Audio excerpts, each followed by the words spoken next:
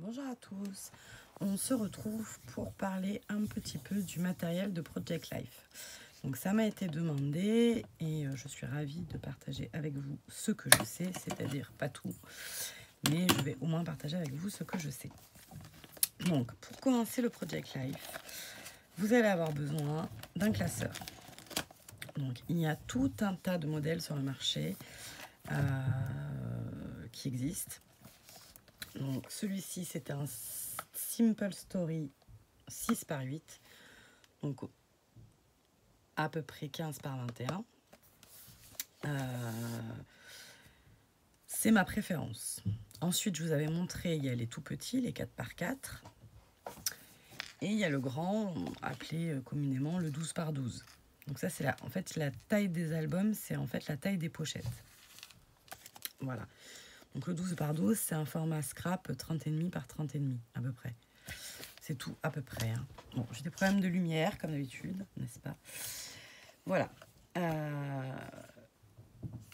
Pour choisir votre classeur, il faut choisir en fonction de vos besoins et de votre environnement. Voilà. Moi, par exemple, je préférerais un classeur 30-30 parce que vous êtes obligé... Enfin, les classeurs 30-30, vous avez beaucoup de pochettes 10-15 à l'intérieur. Enfin, vous avez la possibilité de travailler sur beaucoup de pochettes 10-15. Ce qui fait que vous n'avez pas besoin de retoucher vos photos. Les photos que vous faites imprimer à la machine ou sur les bornes ou sur les sites de développement et sur la Canon sortent en 4 par 6, c'est-à-dire en 10-15.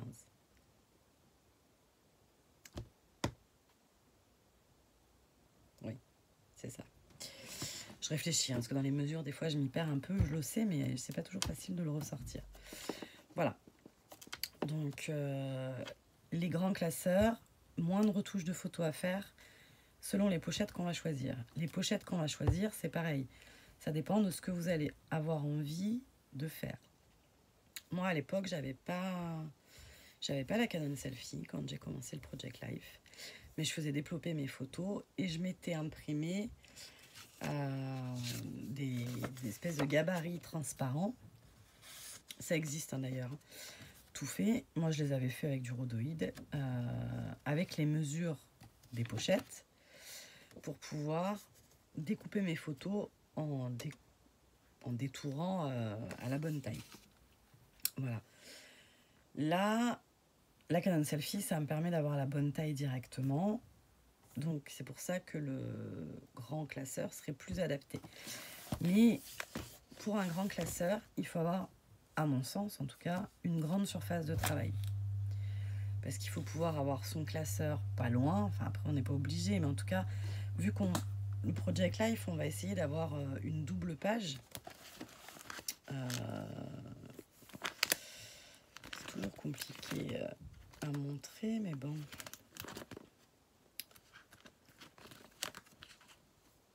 Ouais, bon, là, il n'y a pas grand-chose. Par exemple, on va travailler sur une double page. Donc, vous imaginez, ça veut dire que sur le bureau, il faut que vous ayez 30 plus 30.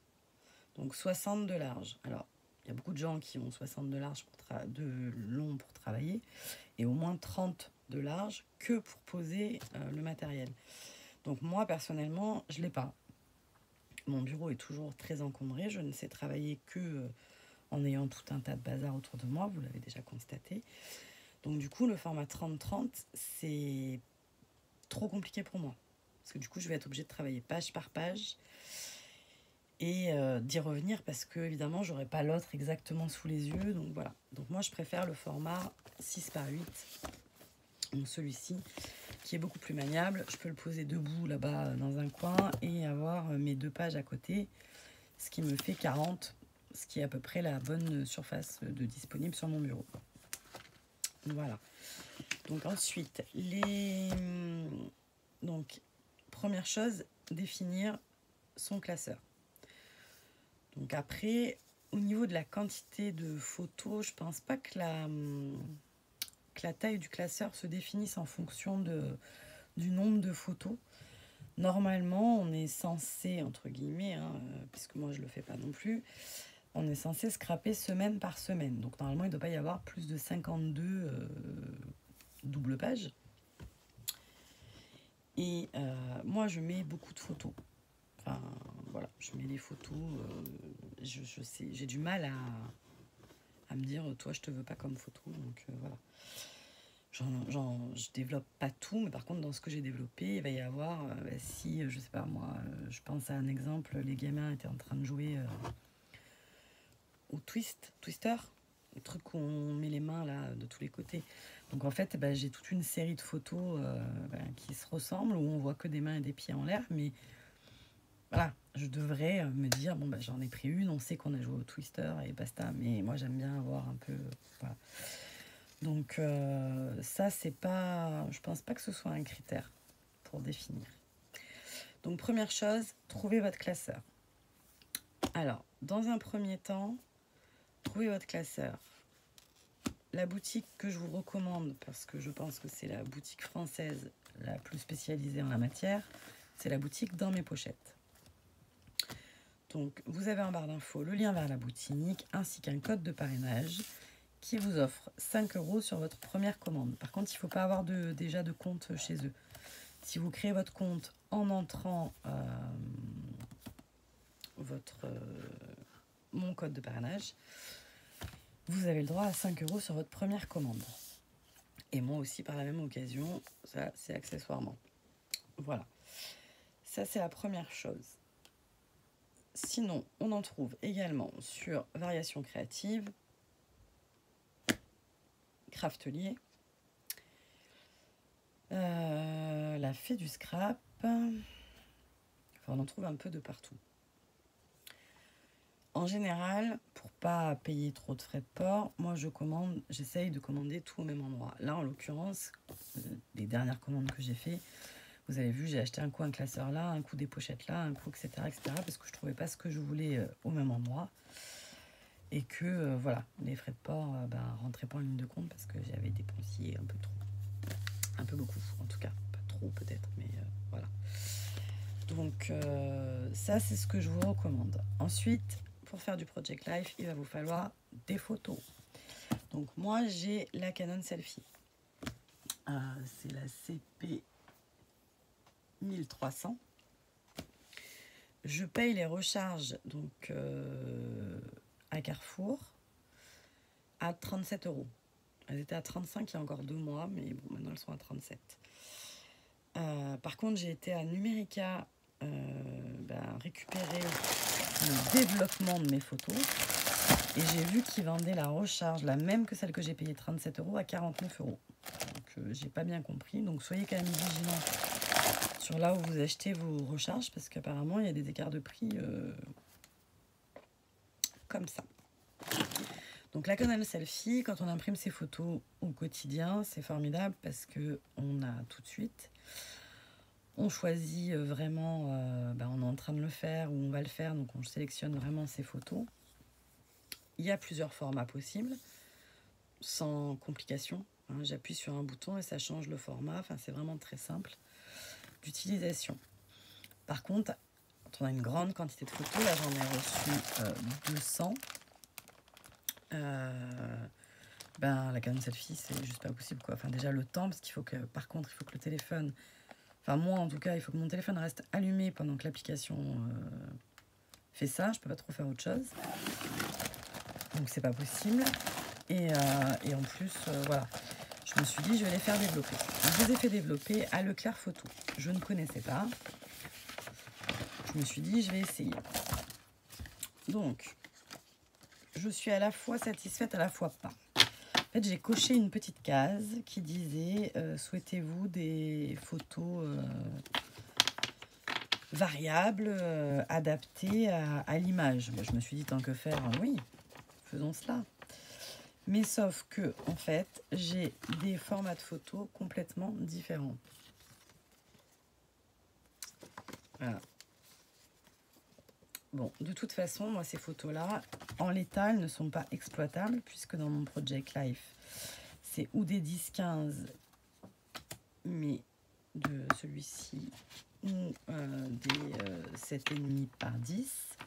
Donc de toute façon, celles-là, il va falloir toutes que je les recoupe.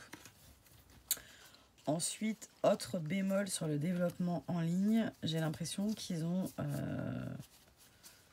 un peu tout mélangé. Donc là, il va falloir que je fasse toute la chronologie au dos des photos. Donc ça, c'est la deuxième étape. La troisième, première étape, avoir un classeur, des pochettes.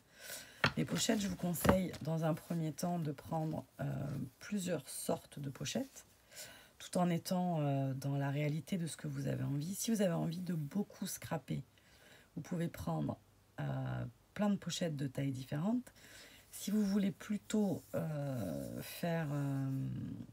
mettre beaucoup de photos, peut-être qu'il vaut mieux prendre des pochettes où il y a le format 10-15 d'intégrer dedans. Je ne sais pas si je suis très très claire. C'est pas facile à expliquer en fait. Enfin, il y a sûrement des gens qui arrivent mieux que moi, mais je trouve ça pas très facile à expliquer. Ensuite, une fois que vous avez vos photos, donc normalement vous attendez pas 10 ans avant de le faire. Si comme moi vous avez décidé de reprendre ce qui s'est passé en arrière, j'ai entendu, alors j'ai regardé beaucoup de vidéos, mais comme ça en passant, c'est pas forcément des gens que je connaissais. Certaines, je me suis abonnée, bien sûr. Si j'ai regardé les vidéos, je m'abonne. Il y en a une, mais je ne saurais pas vous dire laquelle, qui avait dit que ce qui était bien quand on voulait faire ça en arrière, c'était de prendre toutes ces photos, de les caser dans des pochettes par ordre chronologique, et comme ça, après, de revenir prendre 2 pages et enfin une double page, et de venir comme ça compléter par le scrap. Et non pas de vouloir prendre dans sa pochette. Enfin, moi, en tout cas, j'ai pas l'intention d'écrire les dates pour les laisser en pochette. Voilà, je vais les remettre dans l'ordre chronologique et ensuite, je vais les caser dans un album en laissant les trous pour le scrap.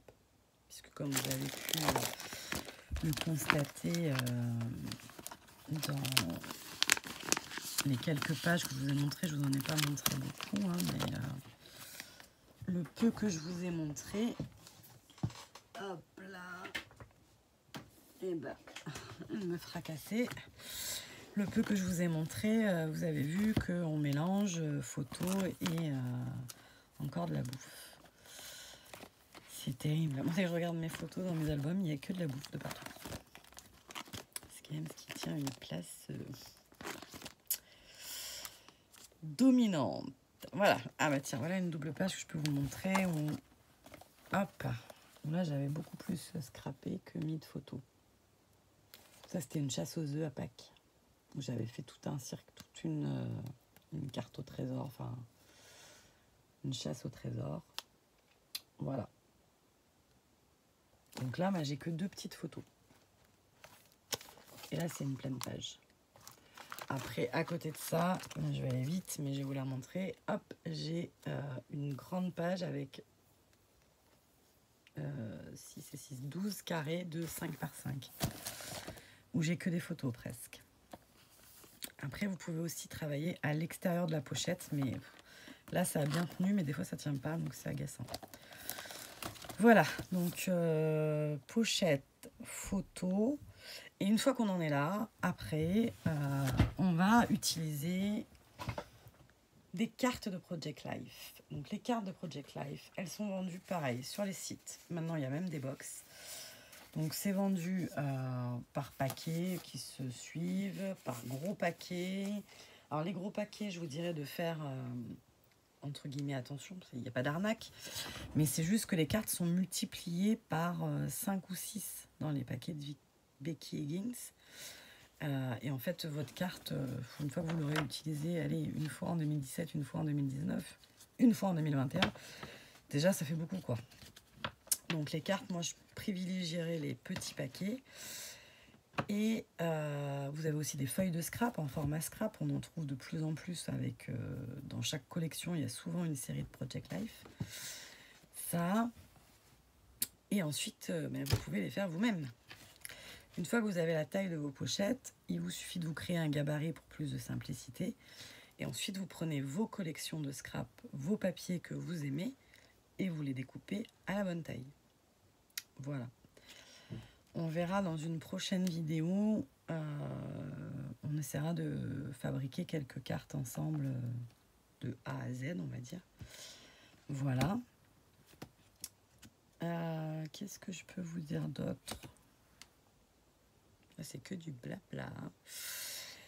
Donc on a l'album, on a les photos, on a les pochettes, on a les cartes. Et après, c'est que de l'embellissement. Donc die cut, stickers, tampons, dies, que sais-je. Ensuite viendra la fuse, que je n'ai encore pas utilisée. Hein, je retarde parce que j'ai peur de me rater. Mais je vais l'utiliser ce week-end parce que je veux faire une shaker, donc je vais l'utiliser. Après, il n'y a pas de raison que je me rate. Hein. Je sais juste que il faut laisser bien chauffer la paille. C'est ça le problème. Parce que moi, quand je vais en avoir besoin, je vais en avoir besoin tout de suite. Et j'aurais bien sûr pas pensé à la mettre à chauffer. Ou alors elle aura trop chauffé, que sais-je. Voilà, donc on a les photos, on a le classeur, on a les pochettes, on a les cartes. Ou du papier, tout simplement. On a tous ces embellissements. On peut mettre un petit peu de volume, mais il vaut mieux pas en mettre trop non plus, parce que sinon votre classeur va déborder. Et voilà. Je pense que j'ai fait le tour de tout. Les boutiques, c'est vos boutiques habituelles. Vous allez forcément en trouver. À part chez Action pour l'instant. Pour l'instant, parce qu'ils nous font tout, donc il y a bien un moment où ça va arriver. Voilà. Voilà. Commencez. Ouais, j'ai juste envie de vous dire ça. Commencez. Qu'on commence presque ensemble et que, voilà. Enfin, en tout cas, j'espère vous avoir donné envie. J'ai eu beaucoup de retours positifs et je suis très contente parce que sur ma chaîne, vous n'étiez pas habitués à ce genre de vidéos. Donc voilà, j'espère que ça continuera à vous plaire. De toute façon, il y aura autre chose, mais voilà, j'avais envie de partager ça avec vous. Beaucoup de gens commencent et ne finissent pas.